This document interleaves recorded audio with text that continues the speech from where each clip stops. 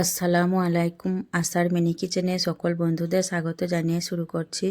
আজকে আমি নিয়ে এসেছি সম্পূর্ণ নিরামিষ পদ্ধতিতে করলা আলুর হালকা ঝোল রেসিপি। রান্নাটা এভাবে করছি যে করলার তেতোটাও খুব বেশি লাগবে না, অথচ করলার পুষ্টিগুণও বজায় থাকবে। তো আশা করছি আজকের এই নিরামিষ রেসিপিটা সবারই খুব ভালো লাগবে। তো চলুন রান্নাটা দেখে নেওয়া যাক। আর যারা নতুন বন্ধু আমার ভিডিওটি দেখছেন, ভালো লেগে থাকলে অবশ্যই আমার চ্যানেলটি সাবস্ক্রাইব করে আমার পাশে থাকবেন। করলা আলুর ঝোল রান্নার জন্য এখানে আমি গ্যাস অন করে কড়াইয়ের মধ্যে 4 টেবিল চামচ সর্ষের তেল গরম করে নিয়েছি। তারপর দিয়ে দিলাম খুব অল্প পরিমাণ কালো জিরে। আমি নাড়াচাড়া করে জিরেটা ভেজে নেব। আর এই রান্নাটা আপনারা চাইলে সাদা তেল দিয়েও করে নিতে পারেন।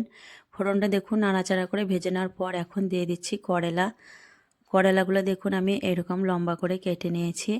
আর করলার বীজগুলো কিন্তু আমি বাদ দিয়ে দিয়েছি। করলাগুলো দিয়ে একটু নাড়াচাড়া করে নিচ্ছি।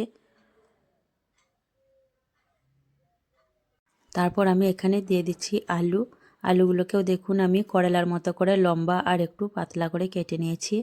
আর আপনারা চাইলে এই রান্নাটা উচ্ছে দিয়েও করে নিতে পারেন। আর আলু আর করলা দিয়ে দেখুন আমি নেড়েচেড়ে মিশিয়ে নিচ্ছি। করলা আর আলু তাড়াতাড়ি সেদ্ধ হওয়ার জন্য এখানে আমি দিয়ে দিচ্ছি দেখুন 1 চামচ নুন। পুরো ঝোলের আন্দাজ করে আমি নুনটা একবারে দিয়ে দিলাম। আর দিয়ে দিচ্ছি হাফ চামচের মতো হলুদের গুঁড়ো। আর দিয়ে দিচ্ছি হাফ চামচ থেকে কম লঙ্কার গুঁড়ো। ঝালটা অবশ্যই নিজেদের পছন্দ অনুযায়ী দেবেন।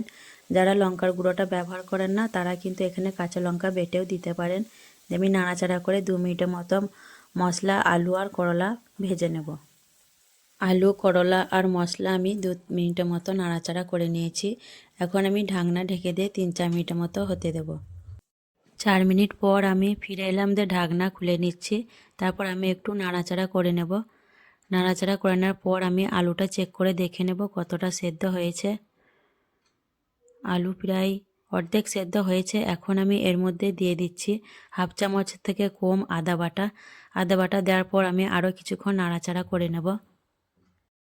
আদা বাটা দেওয়ার পর আমি বেশ কিছুক্ষণ কষিয়ে নিয়েছি। তারপর এখন দিয়ে দিচ্ছি হাফ চামচের মতো জিরে গুঁড়ো আর হাফ চামচের থেকেও কম একটু ধনে গুঁড়ো।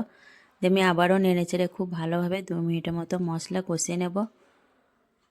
মশলা ভালোভাবে কষে নেওয়ার পর এখানে আমি দিয়ে দিচ্ছি একটা বড় সাইজের পাকা থেকে টমেটো আমি গ্রেট করে নিয়েছি একটা গ্রেটার দিয়ে, সেটা দিয়ে দিলাম। আপনারা চাইলে টমেটো কুচি করেও দিতে পারেন। আমি আবারও নেড়েচেড়ে খুব ভালোভাবে কষিয়ে নেব।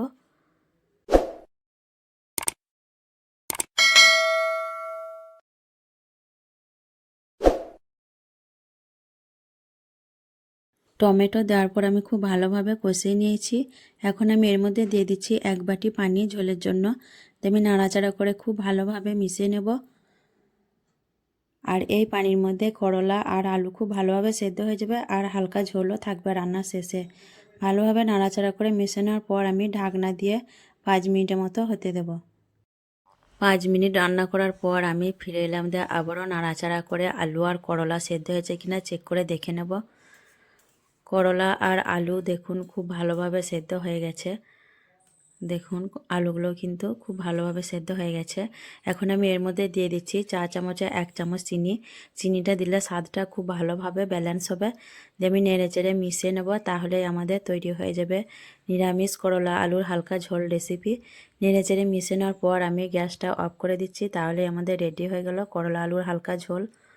আজকের এই করলা আলুর হালকা ঝোলের রেসিপি কেমন লেগেছে অবশ্যই কমেন্টে জানাবেন। ভালো লাগলে লাইক করবেন, শেয়ার করবেন আর আমার চ্যানেলটি সাবস্ক্রাইব করে আমার পাশে থাকবেন। আসবো আবারও অন্য কোনো রেসিপি নিয়ে। সকলে ভালো থাকবেন, সুস্থ থাকবেন। আল্লাহ হাফেজ।